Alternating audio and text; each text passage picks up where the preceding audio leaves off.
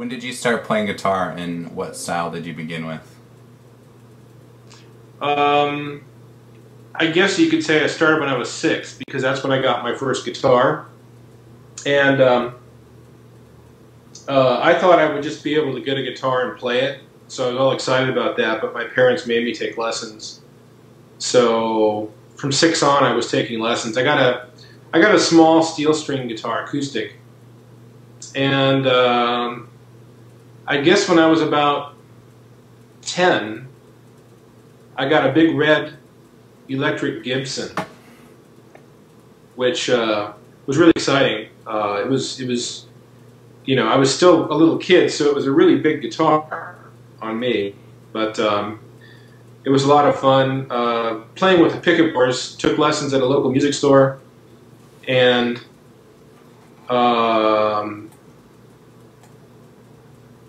then I guess I just became interested in classical music because while I was taking lessons on that guitar, there was something in one of the books we had, a little Tchaikovsky melody or something, some little waltz, whatever, and I thought, that's really cool, what is that? And my parents were playing music, you know, recordings in the house all the time, so I kind of knew what classical music was, but, you know, so my teacher said, that's classical music, and you can play that on guitar. It's called classical guitar.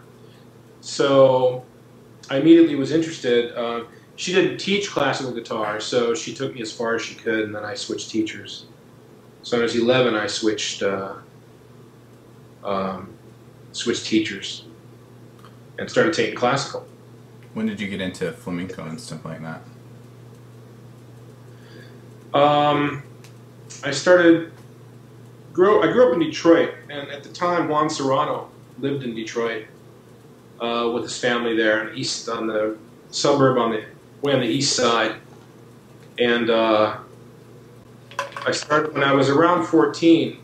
I started because Pepe Romero suggested. I started studying with Pepe when I was 14.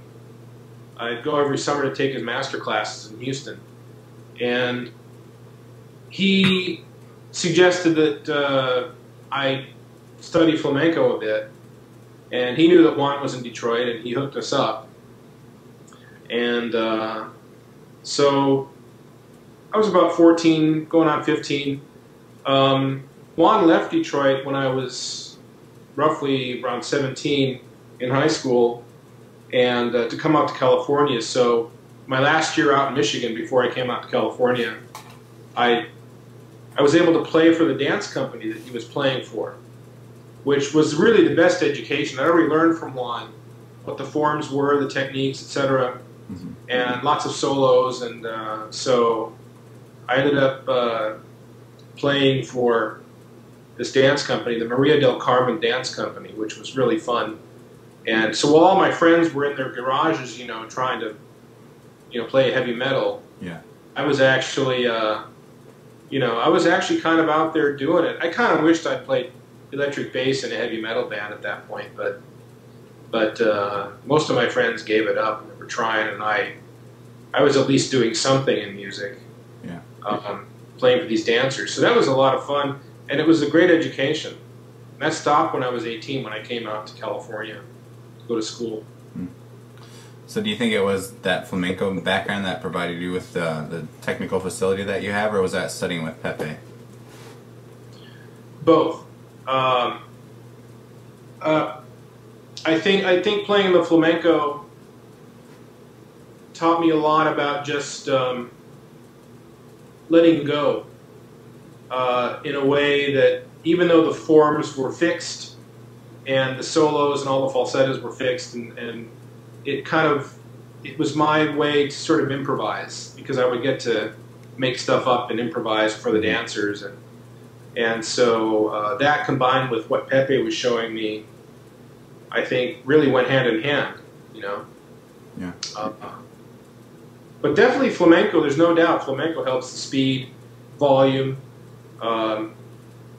and it's Pepe once said that it's not how, you know, when somebody asked him, how do you play fast scales, he said something like, it's not how fast you can come in, It's fast how fast your fingers can come out accurately.